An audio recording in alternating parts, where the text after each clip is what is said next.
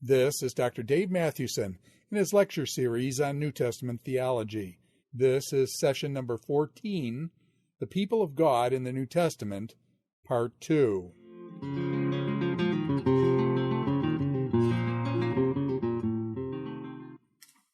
What I want to do now is look at the theme of the people of God as it gets developed in the rest of the New Testament. We spent a little bit of time in the Gospels and Jesus embodying Israel's destiny and purposes and promises in himself, but also demonstrating his intention in the beginning of creating a community. We looked at Paul's letters and how he develops the theme of people of God in relationship to the Old Testament, in relationship to Old Testament Israel. Now we want to look at other New Testament texts, and I want to start with 1 Peter chapter 2, a text that we've already looked at. But in 1 Peter chapter 2, we've already seen that was important for the theme of temple, where the people of God themselves are members of or building blocks or building stones of a temple that God is building. But in chapter 2 and verse 9, Peter addresses his church this way. And again, Peter is addressing Gentile Christians, Gentile churches in Asia Minor. And he says this about them: "But you are a chosen people, a royal priesthood, a holy nation, God's special possession, that you may declare the praises of him who called you out of darkness and into his wonderful light." First of all, we've seen that notion of God's people as his possession back in Deuteronomy and Exodus. He redeems them out of Egypt because they are his loved, the ones that he loves. They are his chosen one. They are his special treasured possession. But also note this language of you are a chosen people, a royal priesthood, a holy nation. Note again that language of choosing or electing. So the author's piling up a number of expressions that come out of the Old Testament. But in Exodus chapter 19 and verse 6, I believe we've read this text before as well. But Exodus chapter 19 verse 6, we read the nation of Israel described this way. But actually, I'll back up and read verse 5 because it has language that appears here in 1 Peter as well. "Now, if you obey me fully and keep my covenant, then out of all the nations you will be my treasured possession. All the whole earth is mine. You will be for me a kingdom of priests and a holy nation." And these are the words you are to speak to the Israelites. So the nation of Israel was to be not only God's treasured possession, but they were to be a kingdom of priests and a holy nation. And so now we find Peter taking that language, you are a chosen people, a royal priesthood or a kingdom of priests, a holy nation, God's special possession. All that language coming right out of Exodus chapter 19, but the language of chosen people, also reflecting other Old Testament texts. But the point is that Peter takes language referring to Israel and now applies it to the church, the new people of God, once more suggesting that they stand in continuity with the Old Testament Israel, that in some sense they are a continuation of Old Testament Israel. They fulfill the purposes of and intention of Old Testament Israel as well. We'll come back to that text in Exodus later on because we'll see that another passage in the New Testament appeals to that text as well in describing the people of God. Another important passage in the New Testament for understanding the language of people of God in the New Testament is Hebrews chapter 3 and 4. We spent a little bit of time with this passage already in connection with creation and land especially. in chapter 3 and 4 of Hebrews, we are in the midst of another of Hebrews' warning passages, where the author warns the people not to commit the same mistake their ancestors did, who refused to enter the land and experience God's rest, and because of the rebellion, they were judged. And now the author warns his readers in the book of Hebrews that they also, like their ancestors, they stand on the threshold of inheriting God's promises. They stand on the threshold of the fulfillment of God's promises. They too have the opportunity to enter God's rest. And basically the author's words are, don't blow it like your ancestors did, by failing to obey, by refusing to believe. Now this begins with the author quoting at length Psalm chapter 95. And Psalm 95 is a reference to, starting at verse 7, he says, "So the Holy Spirit says, today if you hear His voice, today if you hear His voice, do not harden your hearts as you did in the rebellion during the time of testing in the wilderness." And then verse 11 ends, still the author quoting Psalm 95, "So I declared an oath in my anger, they shall never enter my rest." And the author uses Psalm 95 to suggest there's still a today available. That rest is still available. The rest that God intended Israel to enjoy in the promised land, the land that they were to enter, is still available. And he even connects it back to creation, the rest that God enjoyed at creation, and to the Sabbath rest. But now he tells his people, starting with chapter 4 and verse 1, the author of Hebrews tells his people, his readers, "Therefore, since the promise of entering His rest still stands, let us be careful that none of you be found to have fallen short of it." Now, why do I mention this passage that has to do with rest and entering the land? Because once again, I think it assumes a continuity between the new people of God and the people of God, Israel, in the Old Testament, under the Old Covenant. That just as a rest was available for them, now in fulfillment of those promises and in fulfillment of what was to take place when Israel entered the land, now once more God's people have a rest available to them, and they are to be diligent to enter it, lest they commit the same mistake that their ancestors committed. So Hebrews 3 and 4 seem to assume a connection between the Old Testament people of God, who refused to enter the rest, the wilderness generation, and now the new people of God, who once more have that rest available to them.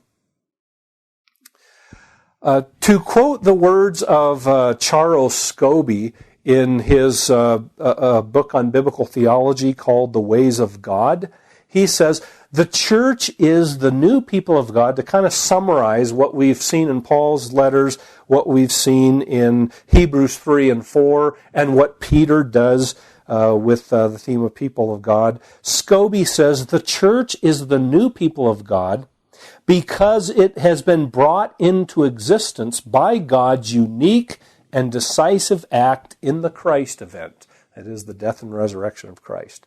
But it is also in continuity with the Israel of Old Testament times. The church is the community of the new covenant. The prerogatives of Israel are now the prerogatives of the church. So notice out of this statement, we should probably read some of these texts that we've looked at. We should probably read them in terms of both continuity and discontinuity. At one level, the church is the fulfillment of Israel and inherits its promises. Yet there's also discontinuity.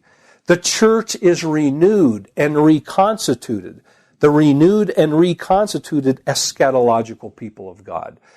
So we probably should see elements of both continuity and discontinuity and not squash either of those perspectives.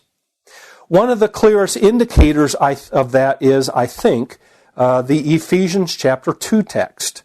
that, again, we've looked at a number of times, but we'll look at it again. Ephesians chapter 2 and 11 through 22, where Paul describes the church as the unification of Jew and Gentile into one new humanity. But I want you to notice what he does with it. I'll start reading with verse 14, but if you remember in 11 through 13 of Ephesians chapter 2, Paul describes Gentiles as those who are separated from the promises of God, as those who are strangers of the covenants of promises. They're without God. That is, they do not share in Israel's promises. They do not participate in Israel's blessings. They are outside of that and separate, but now they have been brought near. They once were far. Now they've been brought near through Jesus Christ. But notice, the rest of the chapter then goes on to describe how through the death of Jesus Christ, he has brought peace to two alienated parties, Jew and Gentile, and now has united them into one new humanity, one new man, making peace. Let me read this, and I want you to notice then, particularly some of the elements of both continuity and discontinuity. The continuity is found in the references to the citizenship of Israel. They were foreigners to the covenants, without hope, without God. Now the assumption is, now they are members of the citizenship of Israel. Now they are participants in the covenants. Now they do have hope along with Israel. Now they do have God through the person of Jesus Christ. Now they have been brought near to Israel and its promises. And also, we've already noticed, too, all the references, all the allusions to Isaiah throughout. We don't have time to track them all down. Sometime you might look at a Bible that has in the footnotes or margin, or look at a commentary that is attuned or sensitive to Old Testament references. And notice how many references from the Old Testament, especially Isaiah, occur throughout this section, as we've said. The language of making peace, far and near, making one new man, the language of newness. This all goes back to the book of Isaiah. So there's clearly continuity. The uniting of Jew and Gentile into one new humanity is a fulfillment of Isaiah's promises of restoring Israel to be the people of God. But I want you to notice, too, the language of discontinuity. For he himself is our peace, who has made the two groups one, Jew and Gentile, and has destroyed the barrier, the dividing wall of hostility, by setting aside in his flesh the law with its commands and regulations. His purpose was to create in himself one new humanity out of the two, thus making peace, and in one body to reconcile both of them to God through the cross, by which he put to death their hostility. He came and preached peace to you who are far away, and peace to those who were near. Another clear allusion to Isaiah. For through him we both have access to the Father. Language of having access to the Father in the temple from the Old Testament by one Spirit.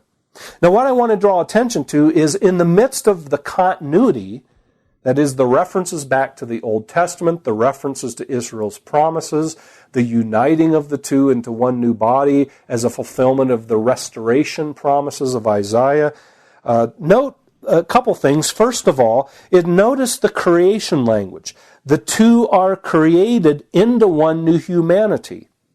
And then notice, that's verse 15, but notice in verse 16, they are also brought together in one body and reconciled. Both of them are reconciled to God. So notice, this is more than just a continuity where you have the nation of Israel continuing into the New Testament with other people being gathered in, although there's some truth to that. That's the continuity aspect. But notice, this new body is described as a new humanity, and both of them need to be reconciled to God. It's not just that Gentiles now are reconciled to God, but now Jew and Gentile both are a new humanity, created to be a new humanity, and both are now reconciled to God. So, To quote Charles Scobie again in his biblical theology, The Ways of God, he says, describing the church, he says, "It is Israel insofar as it stands in continuity with the Old Testament people of God. But it is new insofar as it is the eschatological community, the community of the new age that has now dawned, the nucleus of a new humanity." So again, I think that statement captures both the continuity and the discontinuity but that we find in Ephesians chapter 2. That yes, there's continuity, but there's still a new creation. There's a new humanity that gets reconciled to God. There's something takes place that was not there before. To quote Scobie, it is Israel. The church is Israel, and he has Israel in quotations. It's Israel insofar as it stands in continuity with the Old Testament people of God, but it is something new. It is new insofar as it is the eschatological community, the community of the new age that has now dawned, the nucleus of the new humanity. I'd again add the renewed, the reconstituted people of God, the unique people of God that has come about by a decisive act of Christ, his death and his resurrection. So both continuity and discontinuity. We'll come back to that in a little bit as well. But now I want to move to and spend a little bit of time on the last book of the Bible, and that is the book of Revelation. And as we've seen, virtually every New Testament theme ends up in the book of Revelation. As I've already mentioned, actually two books. One, a book called From Eden to the New Jerusalem by Desmond Alexander, and then another book by William Dumbrell called The End of the Beginning. Interestingly, both of those books are biblical theologies, not just New Testament theologies, but biblical theologies, and they begin with the book of Revelation. And they begin with 21 and 22, chapter 21 and 22 of Revelation, because they find all the major themes articulated and developed and climaxed in those chapters. And then they work back to note how those themes get developed. Well, we're ending there. We're ending in the book of Revelation, but we'll talk more about chapter 21 and 22, but there's a couple of other sections to mention. Revelation chapter 1 and verse 6 again. Revelation chapter 1 and verse 6, right at the beginning of the book, the author signals and flags the theme of people of God. People of God is an important theme that gets developed throughout the book of Revelation. But chapter 1 verse 6 begins it and flags its importance. The author says, I'll back up and read the last bit of verse 5. To him who loves us, that is, to Jesus Christ, who loves us and who has freed us from his blood and has made us to be a kingdom of priests, to serve his God and Father, to him be glory and power forever and ever. Amen. In other words, John has taken the exact same text that 1 Peter did, that is Exodus 19:6, where God refers to the nation of Israel as a kingdom of priests. Now John, like Peter, takes this text and refers it to his church, to the churches that he addresses.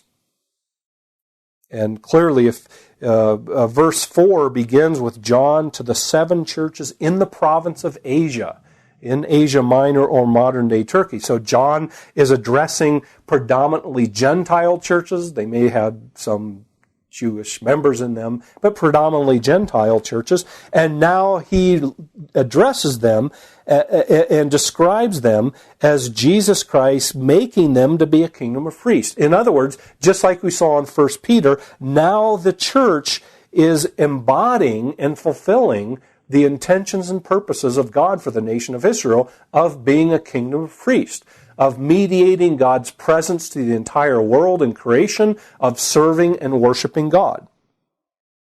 So, once more, expressing continuity with Old Testament Israel. Perhaps the idea then is what Old Testament Israel was supposed to accomplish in being God's priests. Now, is accomplished not by something that replaces it, but I will argue later, is accomplished by renewed, restored, and reconstituted Israel, that is the people of God, made up of Jews and Gentiles, that is the church.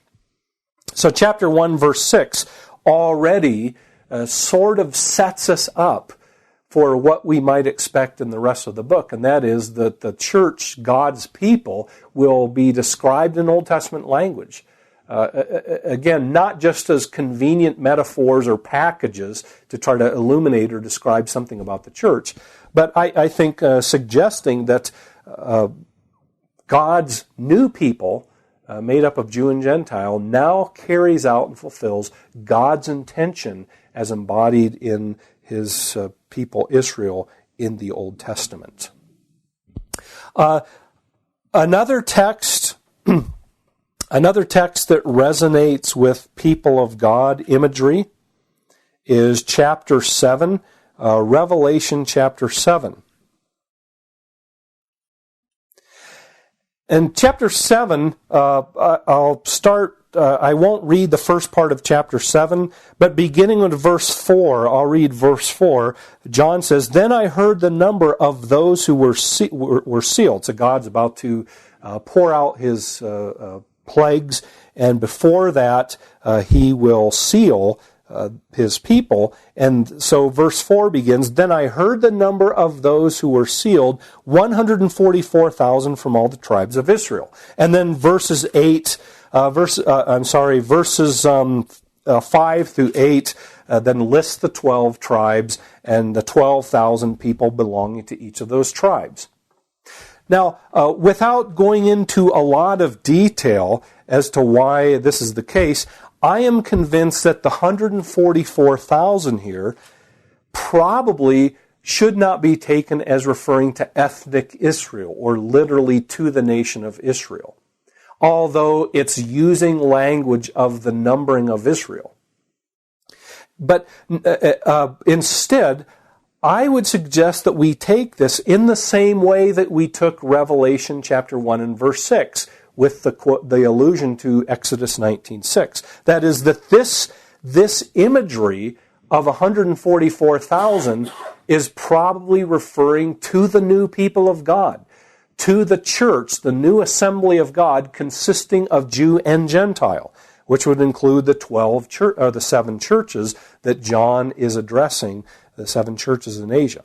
So they are now the true people of God, symbolized by the counting of 12,000 of the 144,000. Now, I think that number is probably primarily symbolic. That is, notice the number 12. 12 being the number of the people of God signified by the 12 tribes of Israel, and now the 12 apostles. We'll see the 12 tribes and 12 apostles pop up again in the New Jerusalem in Revelation 21. But the number of 12 plays a key role in being symbolic of and emblematic of the people of God. Again, based on the 12 tribes and the 12 apostles. And now what I think is happening, the author takes 12 times 12, 12 tribes and 12,000 in each, and perhaps this also reflects 12 tribes and 12 apostles, multiplies them to get 144, and then times 1,000 to signify this is the complete this is the complete fulfillment of God's intention for Israel. Now, what I think is there's probably a couple of things going on here. I won't go into a lot of detail, but the numbering of the 12 tribes, the references to the 12 tribes, probably recalls the restoration of the tribes of Israel as promised in Isaiah and as promised in Jeremiah and Jeremiah 31, and then texts like Ezekiel 36 and 37.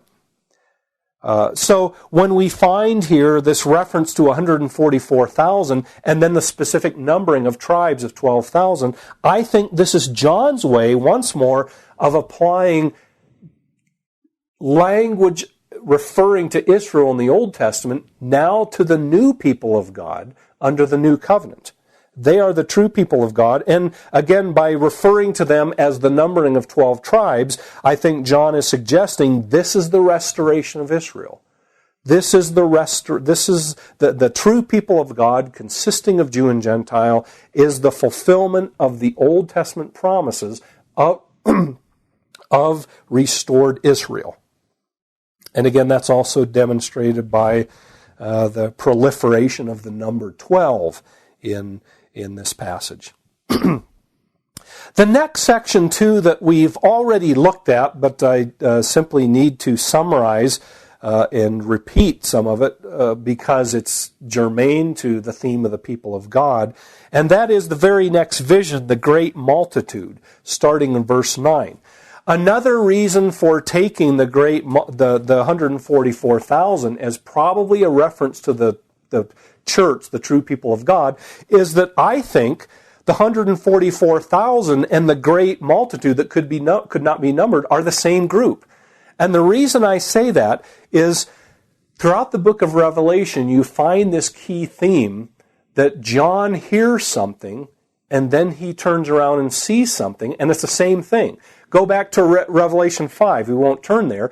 But John hears, one of the elders comes to him, and John hears the Lion of the tribe of Judah. But then what does John see? He doesn't see a lion. He sees a lamb appearing as slain. You couldn't have two different images, a lion and a lamb referring to the same person. And that's what I think is going on here. You could not have two more contrasting images, a numbered group and a group that could not be numbered. But John hears the 144,000. Now it says in verse 9, I looked and I saw a multitude that could not be numbered. I take it, I don't have time to argue in more detail, but I take it that these refer to the same group, just looked at from different perspectives. But what is interesting that we've already drawn attention to, this numberless multitude, this multitude that cannot be numbered, probably also resonates with Israelite and Jewish language. And that is, we've already connected it with the promises made to Abraham. And as part of the Abrahamic covenant, if you recall, over and over again, God promises Abraham that his descendants would be so numerous that they could not be counted. They would be more numerous than the stars of the sky and the sand of the sea, so that no one could count them. So that I think here, when John refers to a multitude that no one could number or no one could count, he's directly alluding back to the promises made to Abraham and suggesting here's the fulfillment of Abraham's promises. But note, these are people who stand before the Lamb, and these are people from every nation, tribe, and people and language. Interesting that the promise of the seed, the promise of Abraham's numerous seed, is now finally fulfilled, not in ethnically Jewish people, but in a multitude made of people from every language, tribe, and tongue and nation, including Israel. So both of these, what is interesting is in both the 144,000 and in the multitude that could not be numbered, John is alluding to Old Testament text for both of those that refer to the restoration of God's people, or that refer to God's people, Israel. And now in Revelation chapter 7, John sees in the 144,000 and in the great multitude, John sees the fulfillment of the promises of restored Israel and the promises of a innumerable multitude of Abraham's seed in the end time people of God, who now stand before the throne of God and worship Him. That brings us finally to Revelation 21. And let me just make a number of comments, or just a handful of comments actually, about Revelation 21 and what it says about the people of God. Once more, there's all kinds of things that could be said about this, and I won't read the text in its entirety, but only a couple of sections. The first thing to be said is we've already noted the new covenant language in 21:3. What John is about to describe in Revelation 21 and 22 is the New Jerusalem people. I've already suggested that the New Jerusalem is probably symbolic of the people themselves. The New Jerusalem is the bride, but John has already told us earlier the bride is the people. So the New Jerusalem probably symbolizes and is emblematic of the people of God. That's not to say there won't be a literal Jerusalem or city in the future. It's simply to say that here John is primarily describing the people of God in verse 21, much like he was back in chapter 7. But now he describes them as Jerusalem, but before he describes them, he places it in the context of the new covenant in Revelation 21:3. Where John says, and I heard a voice, and it says, look, the dwelling place is, God's dwelling is among people. He will dwell with them. They will be his people, and God himself will be with them, their God. It's sort of interesting that in chapter 21, verse 3, one key difference that you find between 21:3 and the Old Testament covenant formulas, especially Ezekiel 37, that John is alluding to here, is in the Old Testament, the covenant formula, the word people was always singular. Whereas here, John has plural. Literally, it says, God's dwelling place is among people, or among humanity, and he will dwell with them. They will be his peoples. That sounds odd in English, but if you wanted to bring out the plural, that would be the way to do it. Again, it's as if what John wants to make clear, the ultimate fulfillment of God's promises in the Old Testament to establish a covenant people, so he will be their God and they will be his people, is fulfilled in peoples. That is, in people from every tribe and tongue and language and nation. So the true people of God now in the new creation is made up not of ethnically of Jewish people, but now of people, including Jews, but people from every tribe and language and nation. And by the way, with chapter 21, we're clearly at the not yet dimension of the people of God. Two other interesting features is notice the New Jerusalem includes the gates. The gates are identified with the tribes of Israel, alluding back to Ezekiel chapter 48. But John says, verse 12, the New Jerusalem had a great high wall and with 12 gates, and with 12 angels at the gates. On the gates were written the names of the 12 tribes of Israel. But then notice the next one, verse 14. The wall of the city had 12 foundations, and on them were the names of the 12 apostles of the Lamb. So once more, John envisions, perhaps similar to what Paul sees in the already fulfillment in Ephesians 2, now John sees the not yet consummation of the people of God consisting of Jew and Gentile.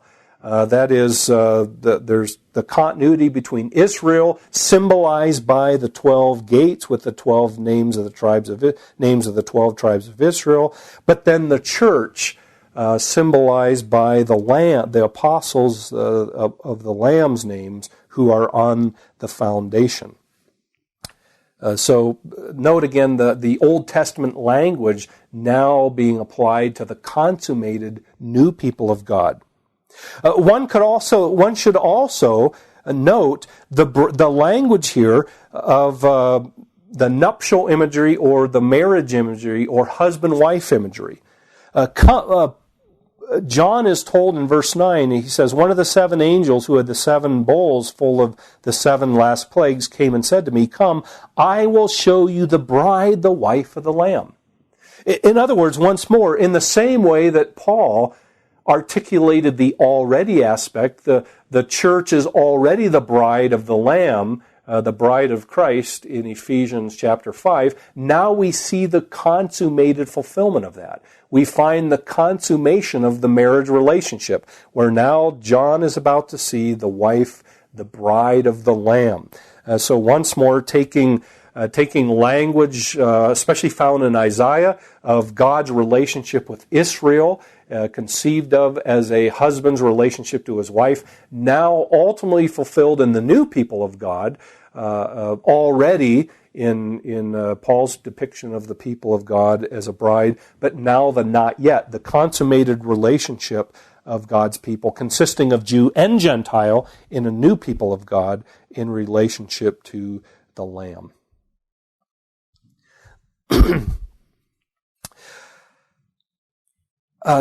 Now, let me say, in conclusion, let me simply say and summarize a number of points related to the theme of people of God. First of all, I suggested to you that we should see the theme of people of God developing along the lines of continuity and discontinuity. There's continuity in that there's continuity in that the new people of God stands in relationship to the Old Testament people of God. The promises of restoration are fulfilled in the New Testament people of God. The new covenant relationship promised to Israel is established and ratified and fulfilled in the new covenant people of God.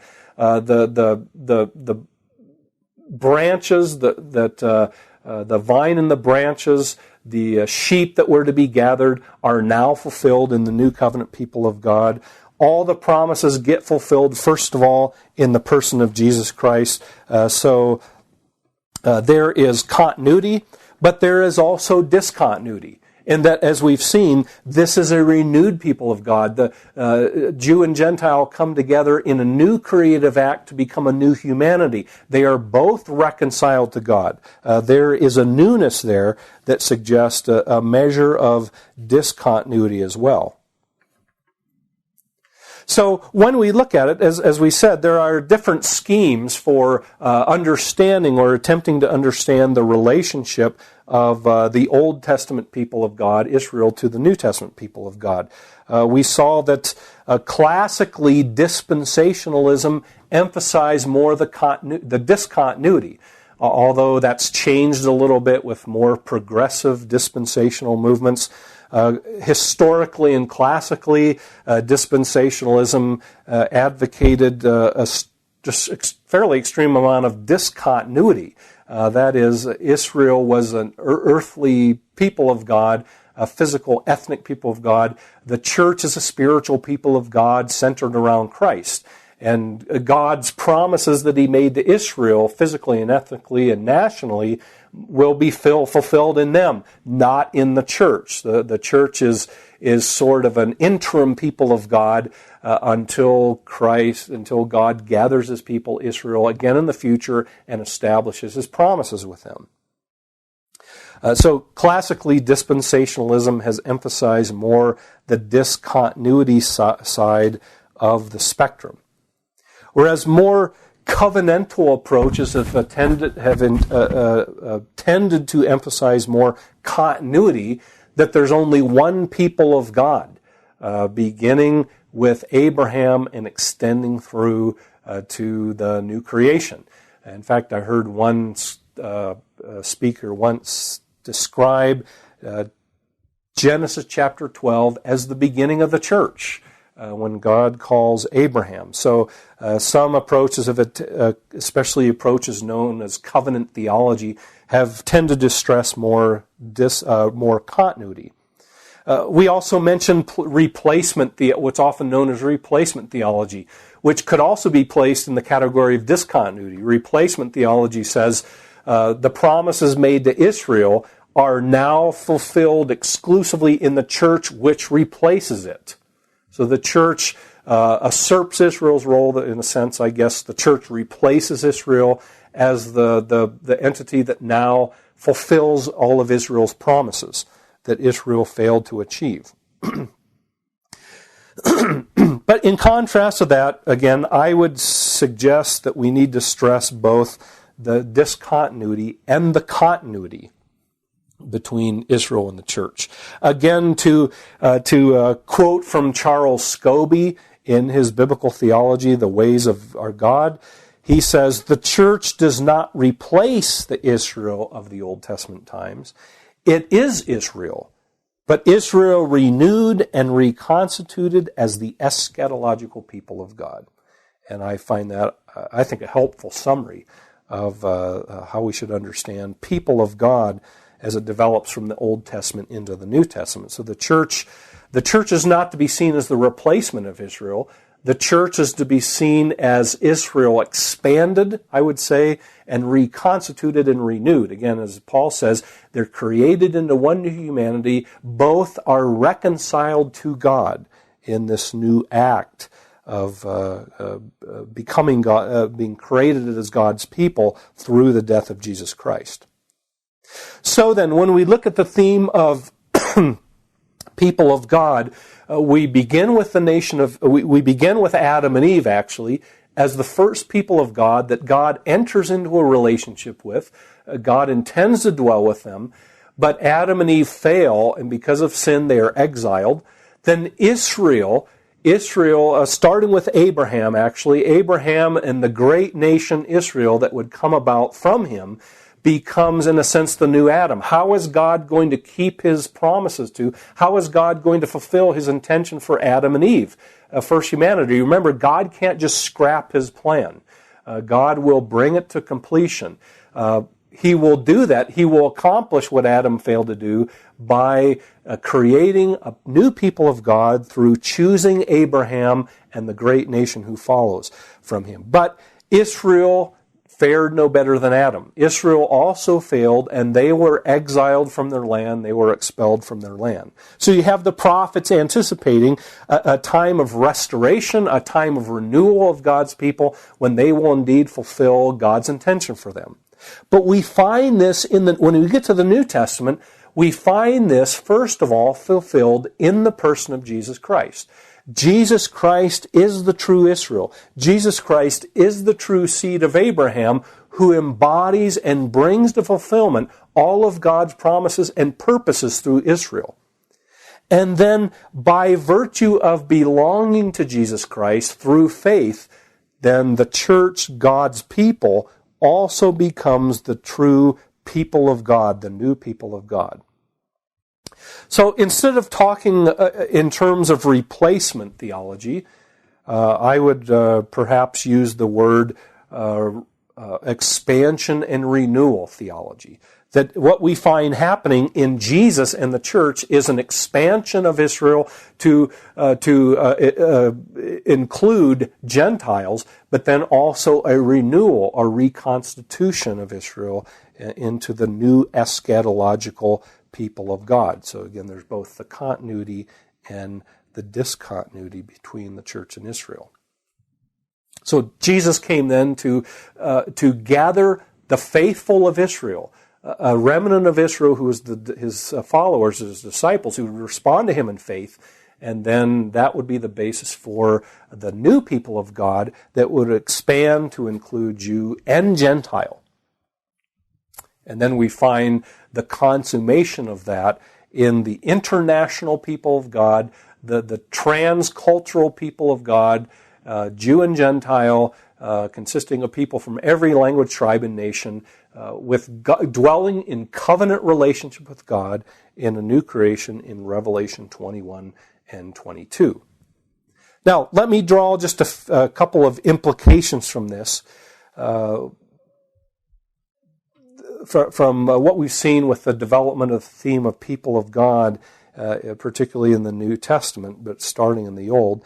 First of all, the church, an understanding of the church as the people of God, an understanding of the theology of God's people should provide a corrective to especially our American individualism, or any culture that prizes and stresses the individual.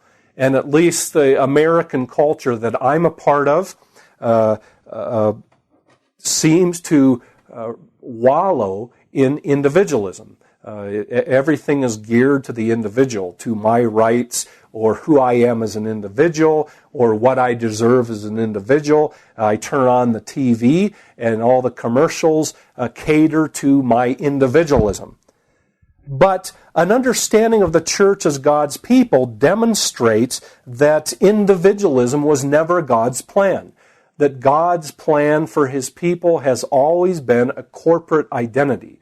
That God's plan for His people has always been the creation of a church. If you go back and read the section of Ephesians before verses 11 through 22, it talks about the fact that I have been raised with Christ and seated in the heavenlies. I've been saved by grace apart from works. But then 11 through 22 go on and demonstrate, but that means I've been incorporated into this new humanity, this new body, this people of God, the church. So God's intention for me is never to live out life as an individual, but part of being saved, if I can use that language, part of experiencing salvation, the blessings of the new covenant, entering into a covenant relationship through Jesus Christ, is belonging to the new people of God, belonging to a new community. And I can't think of a better motivation for being part of a church and attending church and being involved in a church than a study of a clear understanding of a biblical theology of the people of God. From beginning to end, God's intention is to create a community so that He will be our people, and He will be our God, and we will be His people. Again, if not the dominant theme, it seems to me one of the most significant themes in the Old and New Testament is that God is creating a people so that He can be our God, and we will be His people and respond in service and praise and gratitude to what God has done for us. So, an understanding of the people of God provides a corrective to our individualism. An understanding of theology of people of God, I think, is also a motivation for mission. That when we understand God's intention to create a people, to create a new humanity consisting of people from every tribe and language and tongue and people, that then becomes a motivation for mission. Not just that we have a lot of people who are lost and need a Savior. Yes, that's true. But that God is all about creating a people, looking for a people who will be His people, and He can be their God. So that I can't think of a greater motivation for mission than an understanding of a biblical theology of people of God. And if Revelation 1:21 ends with a transcultural people, a people from every tribe and language and nation, in a new covenant relationship with God, then we should be moving towards that goal. We should be involved in mission, participating in a mission that is meant to bring about that and to be involved in that. And third and finally is, what does this have to say about the nation, the modern day state or nation of Israel? And again, I don't want to go into a lot of detail about this because there's obviously a number of different perspectives, and there's often been a lot of controversy centered around how are we to view the modern day state of Israel? Is this the fulfillment of biblical prophecy? I just recently spent some time in Israel, just about a month or so ago, and a number of people reminding everyone of what happened back in 1948 when Israel was reestablished as a nation, and raising the question, even some answering in the affirmative. Is this the fulfillment of biblical prophecy? Ezekiel and Isaiah and Jeremiah anticipating the restoration of God's people. And what does that have to do with how we view the modern day Israel or the modern state of Israel today? Again, there's a lot that could be said, and I don't want to get mired down in too much detail. But let me just say a couple things. First of all, I'm not sure that the modern day state of Israel has anything to do with the fulfillment of biblical prophecy. I do think it's a testimony to God's faithfulness and His continuing love for His people, but I'm not sure it's necessarily the fulfillment of biblical prophecy. When I read Isaiah and Ezekiel and Jeremiah, God himself will gather his people. And it seems to me not probably in some political act in history, but when God returns to establish his kingdom and a new creation, he himself, as I read the prophetic text, gathers his people and renews them and restores them and brings them together as his people and establishes a new covenant relationship with them. Second, when I look at the New Testament, when I look at the broader canon, what I find then is that the fulfillment of the promises of a restored people, the fulfillment of the promises of a renewed people of God then take place not in a national ethnic Israel, but now first of all in Jesus Christ. Jesus Christ first brings the promises to fulfillment, as Jesus himself being the true Israel, Jesus himself fulfilling Israel's promises, and then by extension those who belong to him. So ultimately, the promises of restoration find themselves taking place when I read the New Testament, not in the reestablishment of the nation of Israel in history or in some other time period, but primarily in the renewal of, the reconstitution of, the creation of a new people of God, centered around the person of Jesus Christ. So having said that, again, I am quite happy to say and think that the modern day existence of Israel, perhaps even some might say being miraculous, at the very least does show God's faithfulness to his people Israel, does show his love for them and his continuing faithfulness to them. But once more, when I read the New Testament carefully, who are the true people of God? Who are the true seed of Abraham? It's those who are in Christ Jesus. And I take it that when I read texts like Romans chapter 11, I think in Romans chapter 11, Paul does see a future for national Israel, or for ethnically for Israel as God's people. But I would suggest to you the way they become God's people is the way that anyone else does, Jew or Gentile, and that is through faith in Jesus Christ. And through faith in Jesus Christ, they are incorporated into the true people of God. And they experience the blessings of the new covenant. They become God's people. And again, we'll experience the culmination of that in the new creation of Revelation chapter 21. So, again, there's much more that could be said, but in my opinion, modern-day Israel is not necessarily the fulfillment of any biblical prophecy. Again, I find the fulfillment taking place in Christ and the new people that he creates. But I do find, in light of, I think, Old Testament prophetic texts, and in light of Paul, what Paul says in texts like Romans 11, that there is a future for Israel, but it will not be a separate one over here. That they get something, or God deals with them in a way that he does with no one else. But instead, Israel too will find the fulfillment of their promises. They too will be restored and renewed.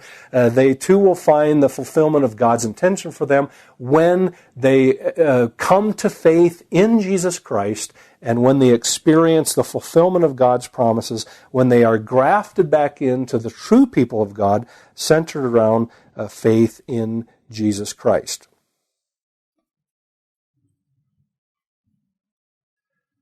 So the church, I find the church then as a community of a called people, called by God to serve him. This could be the last point I think that I would make, is a biblical understanding of the church should engender humility. That is, as I look at God forming a people, the church is a community that has been called out by God to serve him. God is the one who takes the initiative to choose his people, to call out his people, to create a new people, so that the church exists only by God's grace and initiative. The church doesn't, much like we find the nation of Israel in texts like Deuteronomy, the church does not exist because of its stature or because it is greater than any other people. And we need to recall that. The church is a community called out by God's grace to serve Him and to worship Him. And it exists only by God's grace and initiative. So again, to summarize, the biblical theological theme of church, I see the biblical theological theme of people of God, especially the New Testament theology of people of God. It goes all the way back to the first creation with Adam and Eve as the first humanity that now gets picked up and begins to be fulfilled with God calling forth and creating a new people through Abraham and through the nation of Israel. But because of sinfulness, Israel repeats the same pattern that Adam and Eve did, and they end up in exile. But God's promises will still stand, and God's promises get fulfilled in the person of Jesus Christ. So Jesus Christ now becomes the true Israel, the true people of God, and then by extension, His followers. Jesus comes to create a nucleus of people, a new people that will center around Him, that will respond to Him in faith and obedience. And this new people of God shares in the already but not yet dimension. The new people of God have already been established and created, but they still await their consummated existence in the new creation, where people from every language, tribe, and tongue and people now become God's people, and He becomes their God in a new covenant relationship in a renewed and restored creation. Now, the next two themes that we'll look at are also related to people of God.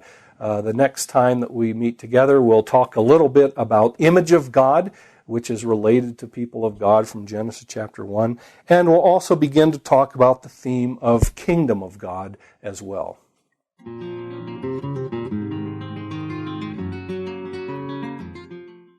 This is Dr. Dave Mathewson in his lecture series on New Testament theology. This is session number 14, The People of God in the New Testament, Part 2.